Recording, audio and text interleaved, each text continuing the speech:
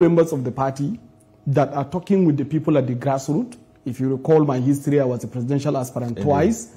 We have a lot of information about what is happening and what is the feelings of the people at the grassroots, especially in northern part of Nigeria. So it's becoming alarming. And if we just folded our arms and do nothing, eventually it will come to hurt us very deeply. And that's why I sounded this alarm. Why I'm asking is that we've had members of the APC sit on that same chair where you're sitting and dismissed these kind of concerns with just a wave of the hand. That's exactly because the complaint I'm telling you. You see, the problem is people will just have to assume. There is a lot of flattery and sycophancy within the party now. And this is really not good for us, because politics is a game of numbers, games of reality. So when something is happening, we shouldn't just dismiss it outrightly. We had a history in this country where we had a government that felt like they have total control. And at the end of the day, they face one of the devastating embarrassment, which is the government of Jonathan in 2014, 2015. So we need to be very, very careful and be sensitive and be assertive and be deliberate in trying to make sure that we hold our bases critically, especially with the demise with President Muhammadu Buhari. So are you saying there's a possibility that the APC could lose its grip and even lose majority votes at the election if they continue to dismiss concerns as the one you just raised? Frankly speaking, yes. And I can give you this empirically. You see, President Muhammadu Buhari has been the soul of APC in the north. And now he is no longer alive. May God rest his soul. And if you look at the computation of the elections that we have had, in 2015, he delivers 12 million votes. In 2019, he delivers the same numbers. But in 2023, when he wasn't on the ballot, we got only 5.5 million votes in the north. Even though President Tinubu became the first in the north on the mantra of the so-called Muslim ticket, right? But then we cannot just relax and feel like this is something that will continue to come, because the sensibility and the tendency that Buhari built around his following was built based on trust over time. Hope because of the last thing he did 1984, 1985, and trust based on his consistency and deliberate effort to try to see a better Nigeria according to what people as followers thought, right? So now he's no longer there. Now who is going to guarantee this trust? So that means we have to recalibrate our strategies. We have to review our entire political machine, organizing ourselves to confront what is coming. Because the challenge is, if we decide to fold our arms and do nothing, I'm telling you that we are in for a very devastating embarrassment. And that is why I began to sound the alarm on time. That was even before the death of President Muhammadu Buhari. That's when you put out this tweet. That was the beginning of when APC started facing this kind of, when we began to see the ADC, things started coming. But then his death again amplifies the thing. I did another video, I think 2 days ago or so, where I mentioned this critical issue. We need to recalibrate our strategy, especially in northern Nigeria, right? For us to be able to maintain our base, for us to be able to build the machine that can sustain our victory. But if we decide to fold our arms and just succumb to cheap sycophancy, I'm telling you that it's not going to be good for us.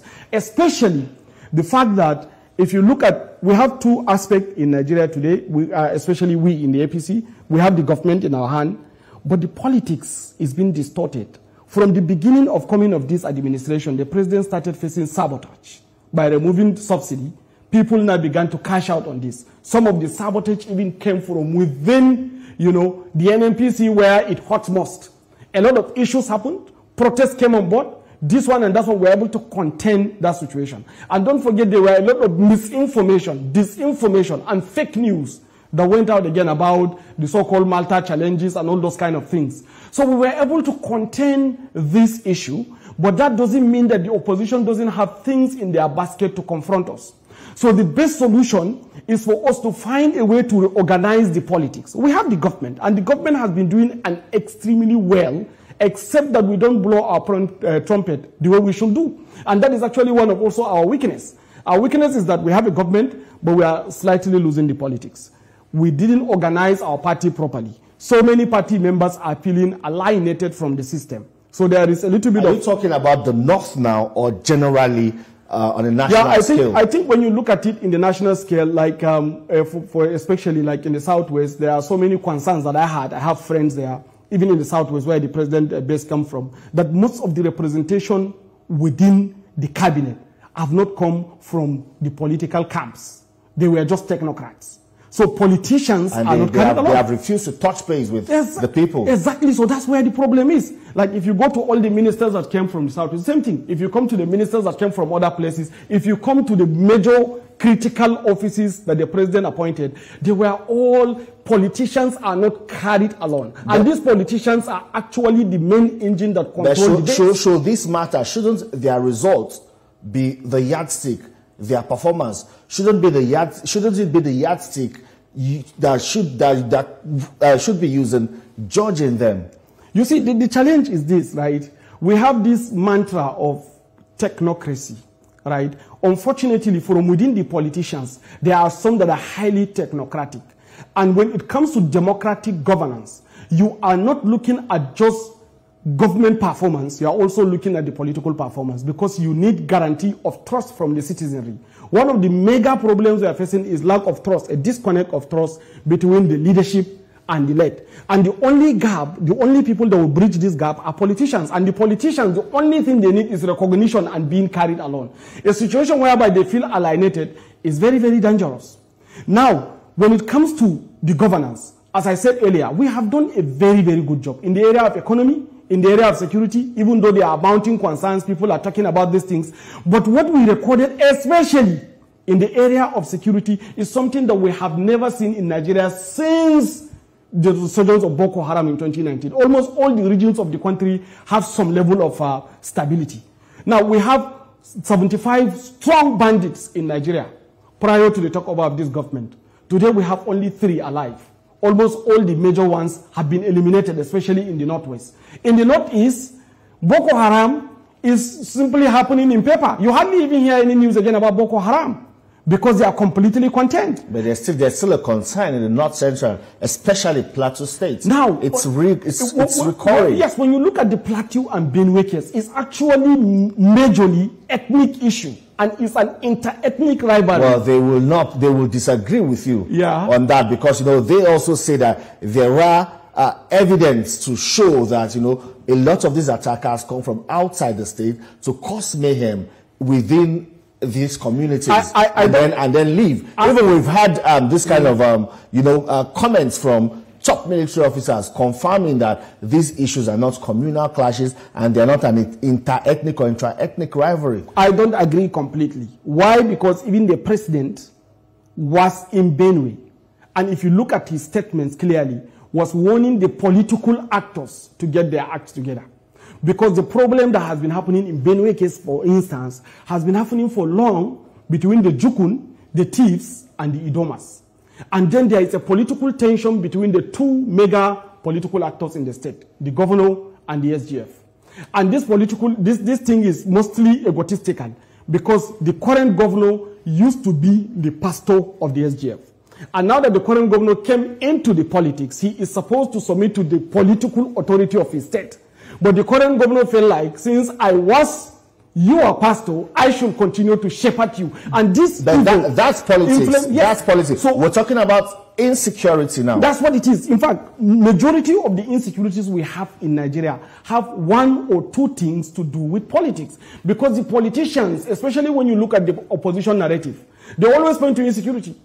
Because the insecurity give them cash out. The insecurity give them credibility. So the more the insecurity, the better they are. Meanwhile, the insecurity, some of them, especially in the North Central, are completely inter-ethnic political issue. But when you come to the Northeast or Northwest, all those areas where the major insecurity are now eliminated, you can travel now freely from Kaduna to Abuja, from Abuja to Lokoja without a single attack. Today, when you go to Southeast, for instance, where is Simon Ekpa? Where is Biafra government in exile? When last did you hear any attack on police station or any state institutions? It's gone. Because Malam Nuhu Ribadu, the National Security Advisor, is doing a very exceedingly well in that front. If you go to Niger Delta, by the time we took over this government, we had, I think, as at that time, our production level of crude oil was between 900 to 1.1 million barrels. 900,000 to 1.1 million barrels. Now we are heading to 1.7 million barrels. Now again, there is an area where it's been locked out for 30 years. That's the Ogoni land. Now Ogoni land we are in, this government is able to enter Ogoni land, conciliate the challenges, and allow drilling activity to come, thereby contributing nearly 1 million barrels to our production. Meaning, if care is not taken, we are going to hit 3 million barrels in just the next 2 years once the production starts. If you go to Southwest, of course, I think Amotekun is now resting because there is no much any attack. Well, I agree with you, that some of these security challenges have been handled, and you're giving that credit to, the leadership of Malam Nuhu Ribadu in the security sector. That's correct. But Nigerians are still very much concerned. When will he bring that leadership now to bear in the North Central, in Benue, and in Plateau? Just recently in Plateau State, in Riom, there was also an attack. We had the governor on television, even in a way accusing the military of complicity. Yes, so that is actually the greatest insincerity, because the military have given their lives, their resources, their time, their effort, their blood, and their sweat to security of this country. If somebody is going to blame them, that person is not altogether sincere. In fact, it is because the governor wants to escape responsibility of ethnicization of the crisis. That's why he's shifting blame. But the major crux of the issue is actually ethnic. And when it comes to ethnic issue, it has to do with indigenship. And issues of indigenship are usually driven by state government. And the state governor is who is responsible for the indigens. So your responsibility is to organize them and bring them together so that you can have a harmony and peace in your state. But the situation whereby you fail in your responsibility, you are just shifting blame. How many military do we lose there? We lost a general in Plateau State where he was killed by ethnic militia and was thrown into a well. We know about that. So many military men lost their lives. So you can't blame the military. And that they say is because of a distrust now, because these people see the military as not working in their interest, as not working to protect them. They have the military doing patrols and all of that, but still these attacks happen at night. Just because the governor needs to. And when the people defend themselves, they are then rounded up and arrested for bearing light arms or some kind of light weapons to defend themselves. But these attackers who come in with sophisticated weapons carry out this mayhem and even leave without anybody even arresting them. I cannot remember any law in Nigeria that allows ordinary citizens to carry arms. We are yet to be there, right? But then the authorities or the military authorities in that area have failed to defend the citizens. No, I tell you, the military are doing their best. But you cannot defend somebody who wants to fight against himself. That is where the problem is. You are my neighbor, I am your neighbor. How can I have a military protection, me and you have a military protection? How many millions of people do we need to have for military protection? So there must be harmony. The governor have to organize his community to understand that peace, harmony, and togetherness is actually much more important than the crisis that is being inflamed. A situation whereby the governor is blaming outside, it means that he's inviting more mayhem to the state, and that contributes to lack of security. So that is actually wrong. The military have done their best. When it comes to the security front, I think this country has done a very fantastic job, to be very, very candid with you. And if you come to the economy, we also did a very good job. All countries that develop, if you look at China, together we celebrate. You look at Indonesia, most recently is rising. When you look at Malaysia, when you look at Singapore, that we used to give references to, what you do to develop a third world economy is to centralize the resources, to concentrate centralization of the resources. This government have done a very good job by removing subsidy. By removing subsidy, we have a lot of pool of cash at the center, number one. Number two, we have done a very exciting tax reform that further centralizes the resources around Nigerian Revenue Service. Now, if we continue in this trajectory, it's likely that by the time we are hitting 2027, we may likely pass a budget of 150 trillion. The minimum a state can get in Nigeria is 2 trillion. That is how you develop economy. But how well do Nigerians understand, all of these achievements and successes, of this administration that you are just really now? Because the feedback you get from Nigerians on a daily basis is that things are hard. We are hungry. We do not have enough cash at hand. Our disposable income, our purchasing power is declining every day. That's the feedback you get. That's very, very correct, because the people are disconnected from the governance. Sometimes I used to wonder, what are the cabinet ministers doing? Why is it that we don't carry people along? Why is it that the government doesn't blow its trumpet as it should do? That is actually where the concern is.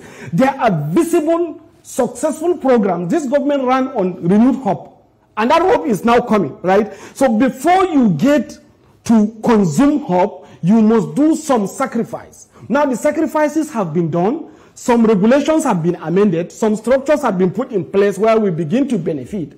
Meanwhile, the people are not carried along. They don't even know what's happening. The only thing they do is, I go out, the cost of transportation is high. Is it about being carried along now, or they're not even feeling it? Are these achievements something that they can see, they can touch, they can feel? You see, reform usually takes time. There must be bureaucracy. There must be navigation across the law, across the structures, to enable the framework that will reach out to the common man. And this period will always experience a slowdown. There is nobody in Nigeria, including myself, that is not feeling the heat of the changes. But we understood where we are headed. Now, if people need to understand that there is a direction we are headed, and that direction will ultimately result in prosperity for all. But this kind of communication is no longer existing. People just feel like, if I go to buy tomato in the market, yesterday it was 5 naira, today is 15 naira, Tinubu government, Tinubu government, Tinubu government, because they don't understand what Tinubu government is trying to do to make it easier for them going forward in the future. And that's where the issue is. So we need a lot of issues. We have a lot of fundamental disconnects. From the politics side, we have serious disconnect. From the party side, I pray that this mini convention that is going to, the next meeting that is going to take place on the 24th, is going to bring about some balance, because as it is now, I don't see us like having a party, right? Because it's just scattered, you know. So again, we now also have, again, from the opposition side, cashing out massively, you know, on the anger and anguish and pain of ordinary people. And then we also have the biggest juggernaut in the north, who used to hold the base for us, who is no longer alive. It means we need to build a new trust metric. We need to recalibrate our strategy. We need to go back and build this trust.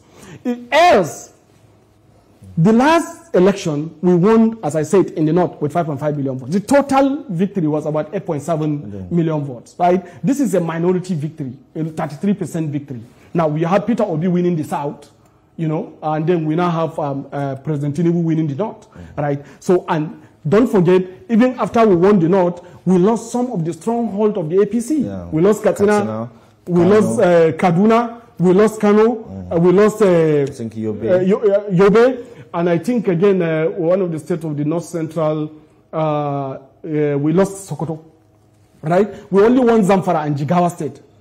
Now, what is happening again now that people are feeling pain and they don't understand what's happening? By the way you were speaking earlier, you know, I listened attentively, and you insinuated that the feedback the president is getting from the north is not correct, or is not reflective of the popularity of the government in that area. You talked about, you know, hypocrisy and sycophancy. Are you then saying that these big players in the APC from the north are not in tune, or are not connected, are no longer connected with the people, or they deliberately want to sabotage the APC administration and then take the votes elsewhere? No, I don't think there's a need for sabotage. I don't think it's an issue of sabotage or effort of sabotage. You see, there are two political tendencies in Nigeria, especially between the north and the south, particularly southwest and the north. The southwest built its political machine on loyalty, right? While the north builds its political machine on trust. Now, they have to trust you. That is why you see Buhari doesn't give money. He has no money to give when he was alive. There is nothing like very seriously other than the fact that he's a clean man, and because of that they trusted him. So if you force them to do blind loyalty, they will resort to flattery and sycophancy.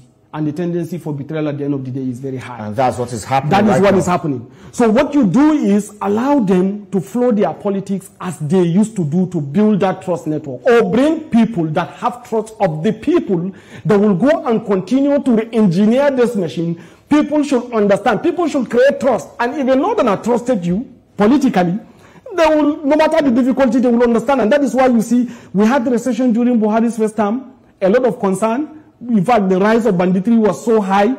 Completely, the government during the first time of Buhari was a scattered government. But then, people still trusted and gave him second term. But you know, a lot of these politicians you may be referring to, you know, all of them also came to power or won election on the wave of that change, you know, that change mantra that brought the Buhari administration into office, that popular mandate the Buhari administration got. On their own, some people say a lot of them do not really have political capital or even political goodwill. They may not be able to get enough vote and support from the grassroots. They were just hiding under the shadows of President Buhari. And now, as President Buhari is gone, a lot of them have been exposed and may not necessarily be seen or may not necessarily be able to deliver this vote anymore. You are completely right.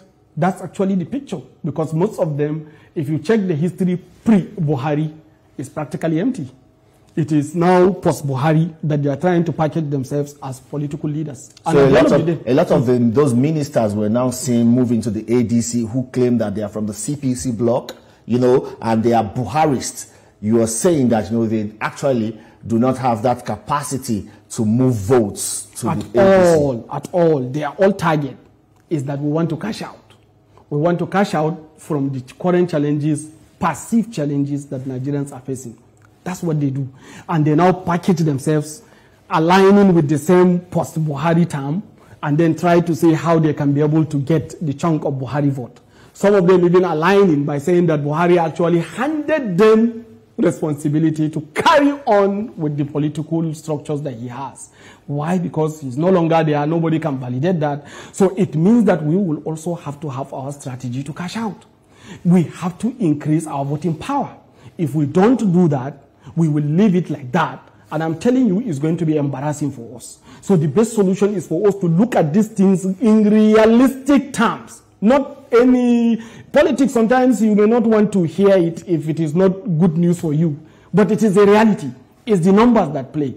And a situation whereby we don't work assiduously to consolidate the base and increase our pool, we're having a challenge. And that is actually what I foresee for us. You know, the ADC also said recently, you know, they criticized the administration of President Bola Tinubu over some appointments made recently that, you know, the APC is trying to win the support of the North with this kind of token appointment, especially that of Mohammed Babangida recently and some other Northerners. Do you see the North as seeing all of these appointments as sort of a compensation and meaning that they would have to give votes in return to the government? What is APC's counter response to that? Because if an ordinary man picks this information, then what is a counter response, right? What are we saying to that effect? Now, you can't appoint someone today just by making phone call and say, I'm appointing you because of the realities. He has to pass through security clearance. He has to pass through different levels of investigation. He has to submit his CV. A lot of work must have been done. So maybe the process of appointing Mohammed Babangida must have started 6 months ago, right? It was just published recently.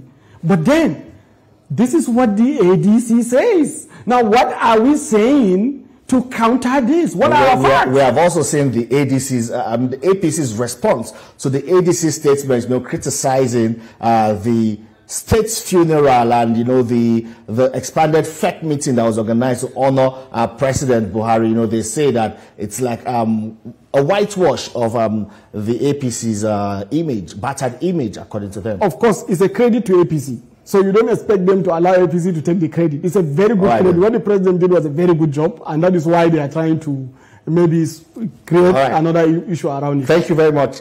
We have to go now. Thank you so much for your time on the program. I sincerely appreciate. Well, that's it on the program. Today, you can see this episode again on TVC News YouTube channel. Thank you very much for watching. I am Femi Akonde. See you next time.